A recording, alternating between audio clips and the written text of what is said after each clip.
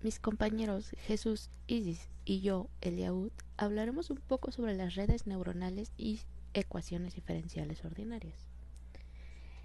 En el modelo se utilizará un conjunto de pares de puntos de datos, como los que se muestran. Parte del éxito de Machine Learning reside en la enorme flexibilidad de las redes neuronales. Son de alta dimensión. Tienen millones de parámetros sobre los cuales podemos comprimir patrones que se encuentran en los datos. Son altamente no lineales y se pueden implementar utilizando marcos informáticos altamente optimizados. Existen enfoques básicos para resolver este problema, la regresión y la ecuación diferencial ordinaria. Para entender un poco cómo se relacionan, usaremos la forma paramétrica de una línea, donde y sub i es igual a la ecuación paramétrica sub i más epsilon, y epsilon es un término de error. Se ocupará la regresión lineal, donde se intenta minimizar el error cuadrático medio. Esta es una función de pérdida de los parámetros a y b. En Machine Learning encontramos la elección óptima de los parámetros que minimizan la función de pérdida y su función que aproximamos es la siguiente. Se asume con la regresión que existe una relación continua y diferenciable entre x y y descrita por la función. En la regresión se trata de encontrar f directamente. Esta, al ser diferenciable, se encontrará su derivada, es decir, se buscará f indirectamente diferenciando la relación de regresión. Notamos que es la forma básica de una ecuación diferencial ordinaria, en especial una lineal, y si resolvemos esta ecuación integrándola es totalmente equivalente, por tanto esto se ve como una aproximación de la función.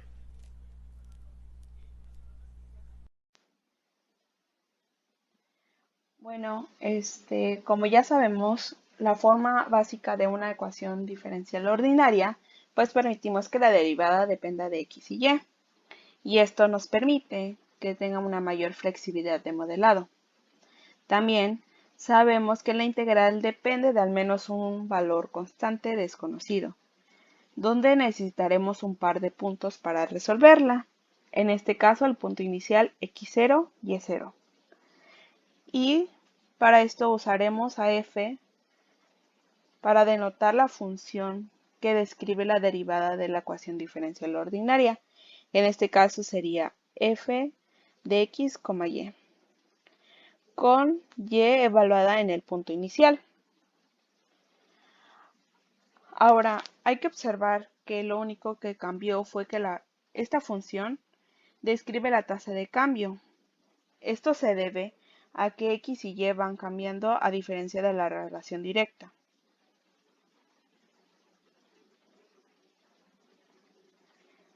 Y bueno, anteriormente ya habíamos hablado de la parametrización y entonces calculamos su derivada, que en este caso la derivada de la parametrización solo sería a. Y aproximando la función con el punto inicial, tendríamos que la derivada respecto a x es aproximadamente f de x igual a. Y esta solamente depende de un parámetro libre. Quiero hacer aquí una observación. Por ejemplo, en la parametrización teníamos que esta función depende tanto de a y b. Y si tendríamos que resolverla analíticamente, necesitaríamos resolver también el parámetro b. Pero para este problema requerimos métodos numéricos. Run.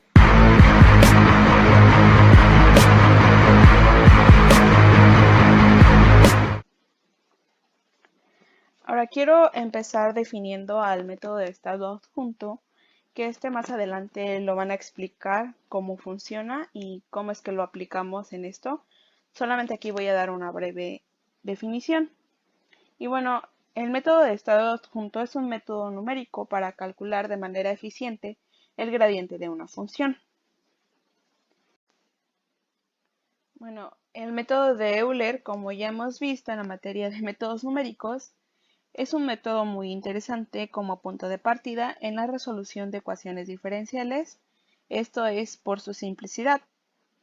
En general, este método obtenemos el valor de yk más 1 con el valor anterior, en este caso yk, y consiste en dividir un intervalo en n partes iguales y vamos a deducir a h suficientemente pequeño.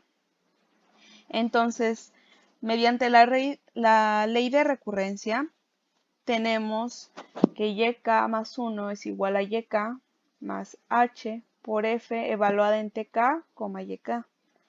Esto es para toda yk desde 0 hasta n menos 1.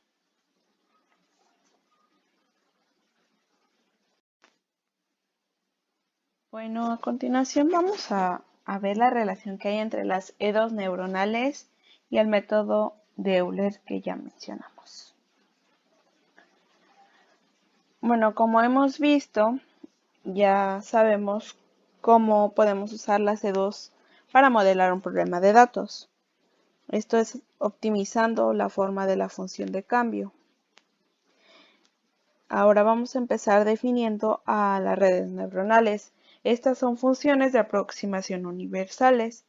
Entonces podríamos considerar una red neuronal en la que todos sus estados ocultos tengan la misma dimensión, donde cada estado depende de una capa neuronal F, que a su vez depende de parámetros libres θ de t, donde t es la profundidad de la capa. Entonces tenemos que h de t más 1 es igual a la función de h de t, θ de t. Y si se toma una red residual, entonces tenemos que h de t más 1 es igual a h de t más f de h de t, θ de t.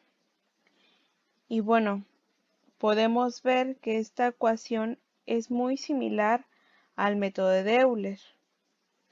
Y ustedes se preguntarán, ¿cuál es la diferencia entre estas dos? Bueno, el método de Euler es una discretización de la relación continua del dominio de entrada y salida de datos, mientras que las redes neuronales son discretizaciones de relaciones continuas, a diferencia de que estas son de estados ocultos. Bueno, teniendo esto en cuenta, tenemos que las redes residuales crean una vía a través de este estado latente, al permitir que estos dependan directamente uno del otro, como es el caso del método de Euler. Ahora, vamos a considerar el límite continuo para cada capa discreta de la red, en lugar de un número discreto de capas entre los dominios de entrada y salida.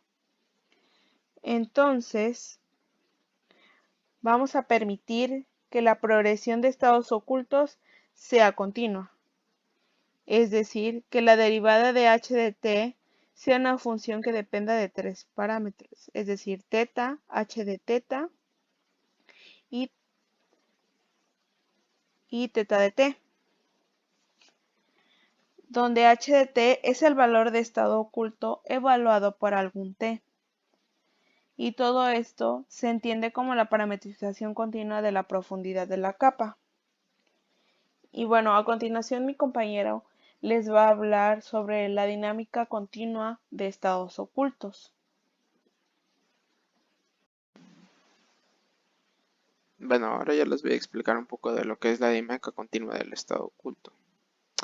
En el método de Euler, si nosotros definimos una trayectoria iniciando desde el punto t0, y0 y evaluando recursivamente la EDO en pasos fijos, esto va a definir una dinámica de la salida y con respecto al tiempo. Bueno, y se preguntarán, ¿y esto qué tiene que ver con lo que estamos viendo del tema, que son las EDOs neuronales?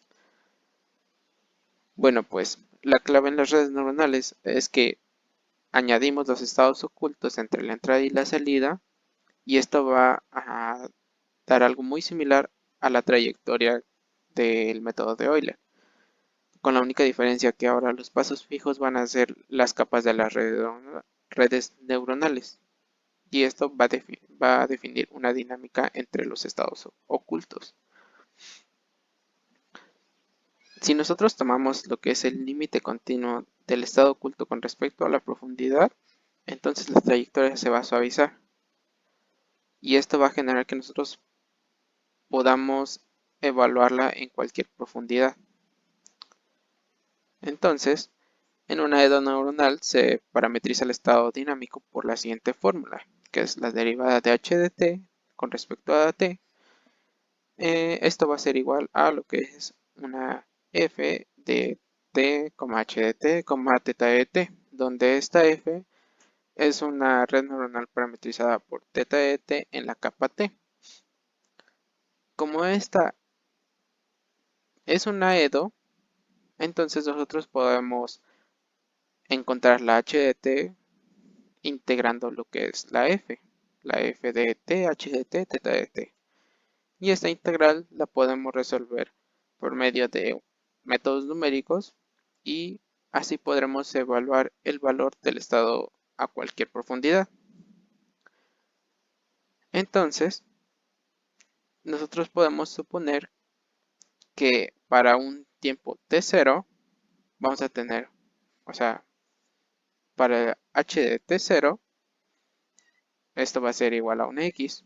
Y de la misma manera, para un tiempo t1, o sea, evaluar h en el tiempo t1, nos va a dar una salida y.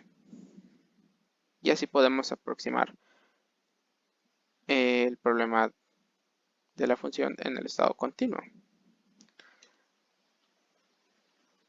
Y ahora vamos a ver lo que son la EDO-solución. Ya que tenemos todo esto, solamente nos falta encontrar los valores de T0 y T1. Y tomando en cuenta que esto es un enfoque de Machine Learning, nosotros podemos tomar estos valores como parámetros libres que se van a optimizar. Una vez optimizados estos, nosotros podemos meter todo esto en una función que se le va a llamar EDO-solución. Y la vamos a denotar por y barra, que es igual a h de t1, que esto va a ser igual a la EDO-solución de la función de la función que va a depender de h de t0, t0, t1, teta de t y f, donde f es una red neuronal. Bueno, hemos llegado a lo que es backpropagging a través de la profundidad. En este punto cabe resaltar, es donde se ha hecho el mayor avance en cuanto al algoritmo de backpropagging para los estados ocultos se refiere. Bueno, nosotros sabemos que para las redes neuronales nuestros parámetros son T0, T1 y teta de t, por lo que podemos definir una función de pérdida que sea diferenciable con respecto a estos parámetros, la cual está dada de la siguiente manera. L de T0, T1 y teta de t va a ser igual a L de la EDO-solución de H de T0, T0, T1, teta de t y f.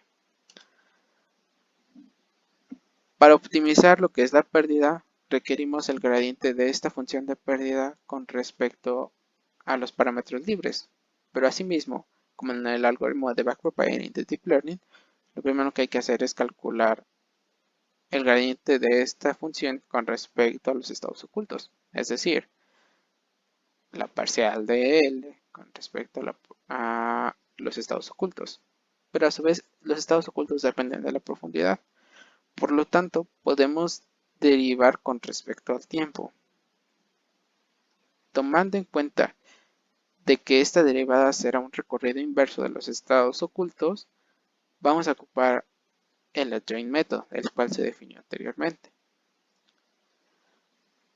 Entonces, para seguir la dinámica del tiempo, vamos a definir lo que es el adjoint state, el cual está dado por esto.